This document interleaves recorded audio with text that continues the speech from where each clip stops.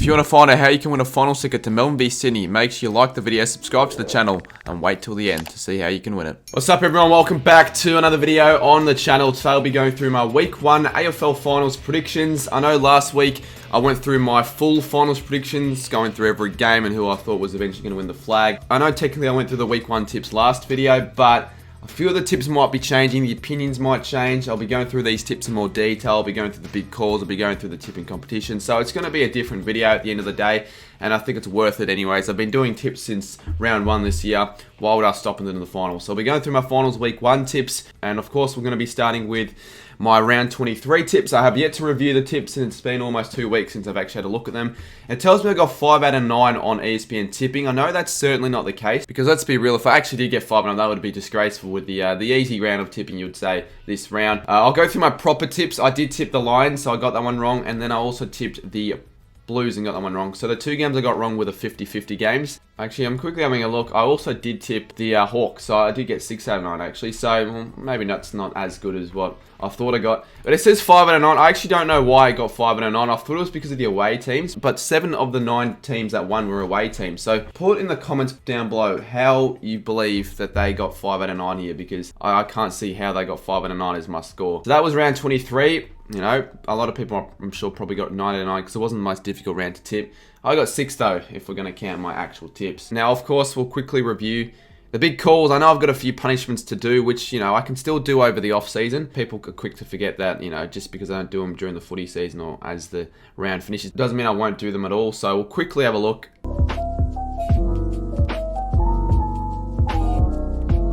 The most likes is going skydiving. If I'm going to be completely honest, I don't think I'm actually going to do that. Where am I going to be able to go skydiving?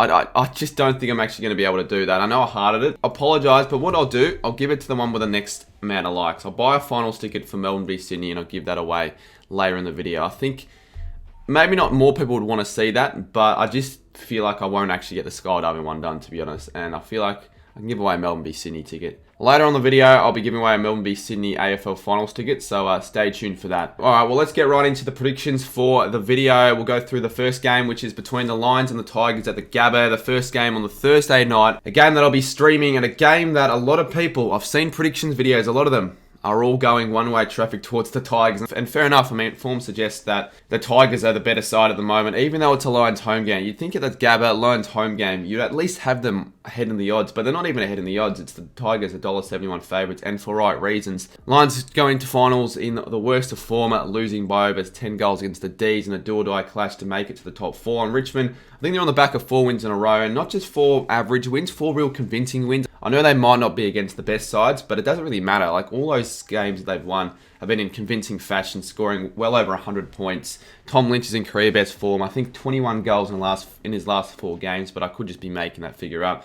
And I'm pretty sure they've got Dustin Martin returning for the final, so that just adds another string to their bow. They're in some really good form, and if it wasn't for that slump that they had where they lost those games by close margins, those games where they really should have won, and this could be a whole different story, and the Tigers could be a side in the top 4. But instead, they're a team in 7th position, and they definitely could be a dark horse to going all the way and winning the flag. We can't really take the Lions lightly, though. Surely, they have to deliver and make a statement eventually in the finals. They've lost 5 or 6 finals in the last 3 years, and 4 of those 5 games have been at the Gabba, so they've got a terrible track record. They'd like to break it. They did beat the Tigers at the Gabba, actually, in the one finals game that they won at the Gabba, but I don't think it'll happen this time round. They got the job done this year, the Tigers, last time they played, so I think the Tigers have had the wood over them, and the Tigers in some better form. So, form-wise, I know form doesn't tell you everything, and the Lions could come out and get a statement win, but I think Richmond win the game by 15 points. I think the Lions do take it up to the Tigers in this one. The big call for this one will be that both teams combined for 200 or more points.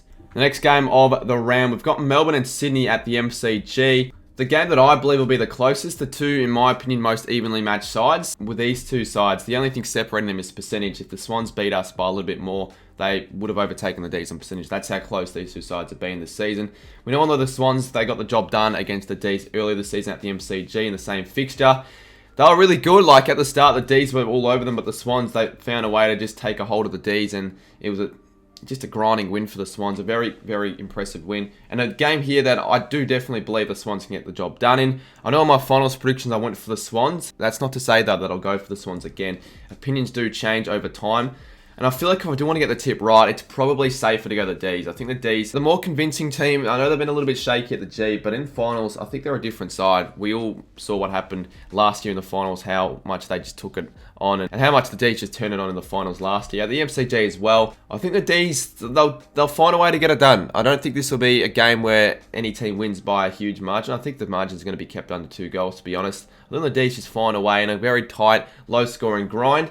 D's for mine by 7 points. My big call for this one will be that there are 4 or more lead changes in the last quarter. 2 more games to go. Of course, it's going to be a shorter video with the 4 games. We've got the Cats and the Pies at the MCG. At the home final for the Cats, 4:35 PM. You know, people have been questioning this start time, but when else are they going to be playing this game, though? That's the thing. I think this is fair enough.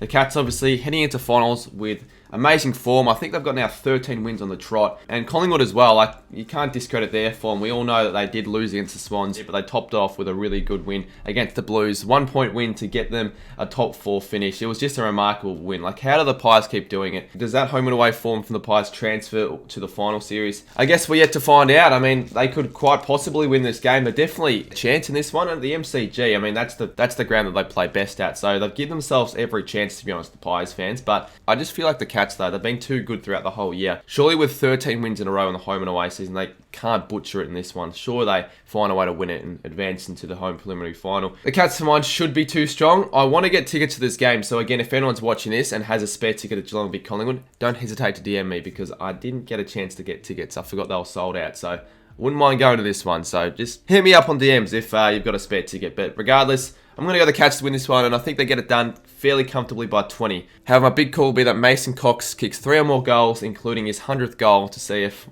anyone's stupid enough to storm the G for his 100th goal. The last game of the final series for week 1, we've got the Dockers taking on the Western Bulldogs at Optus Stadium. The Freo Dockers were very, very close not to be making the top 4. Super unlucky. All they needed was for Carlton to win or the Saints to win.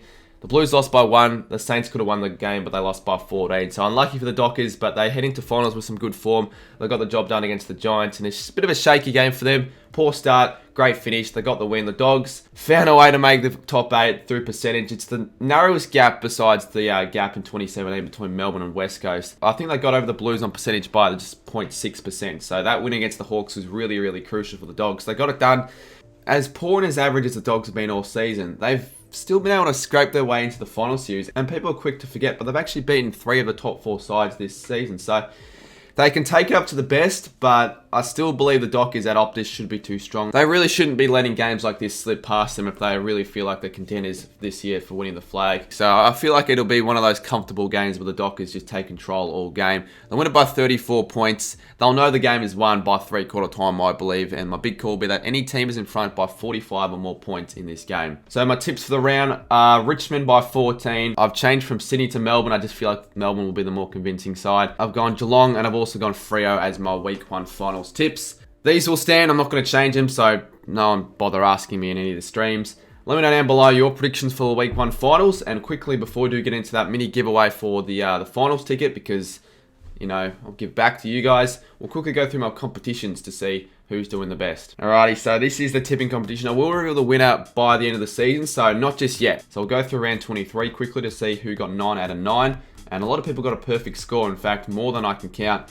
The one with the best though, we've got Liam had with a perfect score of 9 out of 9 and a margin of 14. And fair enough, no one was going to get the margin correct because no one predicted a margin that great, to be honest. And just look at all. I'm not going to go through all the names, but I do want to quickly show everyone who did get a perfect score. We've got 99 people all getting a perfect 9 out of 9. We'll go through the total scores to see who was on top of the leaderboard. Got an outright leader, and Nick Dakel's official.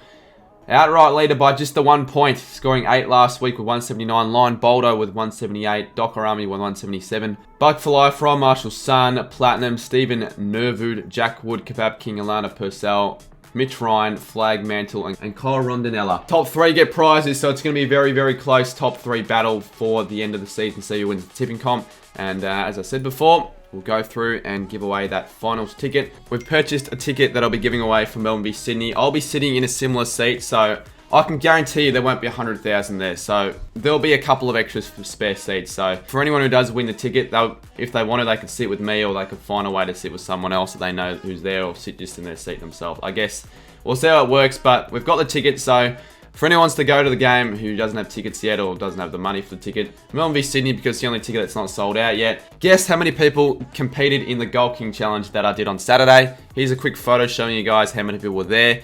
First person to guess it will win it. Don't bother entering if you know you're not able to attend the game. If you want to go, enter down in the comments how many people you reckon turned up and competed in the game. And yeah, if you won, let me know on Instagram at cardman22 or chuck me an email, which is up there on screen.